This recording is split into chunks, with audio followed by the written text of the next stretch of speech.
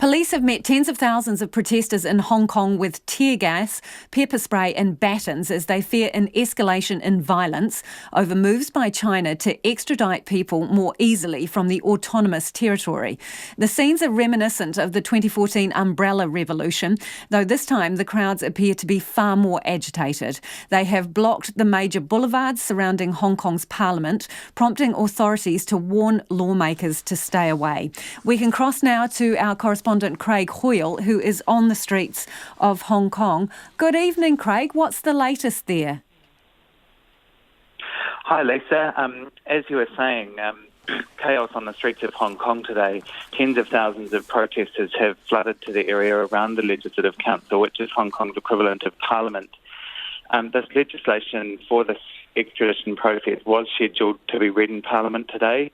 The protesters' ambition was to block off the building entirely so that legislators couldn't get there, and at this stage that seems to have succeeded. So what have they been doing? Have they been creating physical barriers, or what exactly have they been up to? So they've blocked off all the major roads. The roads are full of people at the moment, so no cars or vehicles can get through.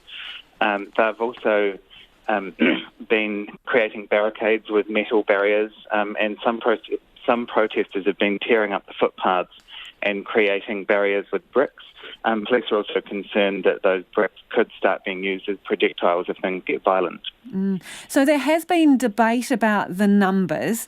The police are saying 240,000 on the streets. Others are estimating many more. What do you think from being there yourself?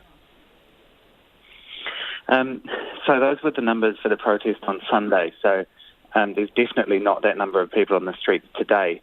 The police in Hong Kong are fairly well known for underestimating the number of people at protests like this.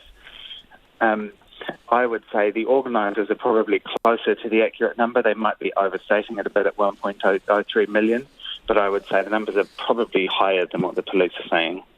Craig, for just a bit of background, explain to us why there are such strong feelings about this particular piece of proposed legislation. Yeah, so what this law would allow, at the moment Hong Kong doesn't have an extradition agreement with China, and since it was handed over from the UK in 1997, Hong Kong has not once agreed to an extradition request from China.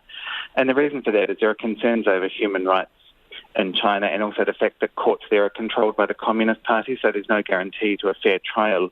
What this would allow is for China to request that people be extradited from Hong Kong to face trial in China. And people are really concerned about the impact that could have on Hong Kong's rule of law. So what are we expecting here? Because the Hong Kong's chief executive, Carrie Lam, is saying we're pushing ahead? Well, she's refusing to back down. Of course, this isn't the first time this has happened. Back in 2003, the government here proposed changes to national security legislation. People took to the street then, and the government did actually end up withdrawing the proposed legislation. Then in 2014, the pro-democracy protests. In that case, people took to the streets and stayed there for 79 days. So here we are 5 years later. This could go on for a while yet. Thanks, Craig. Good to talk to you. That is Craig Hoyle in Hong Kong.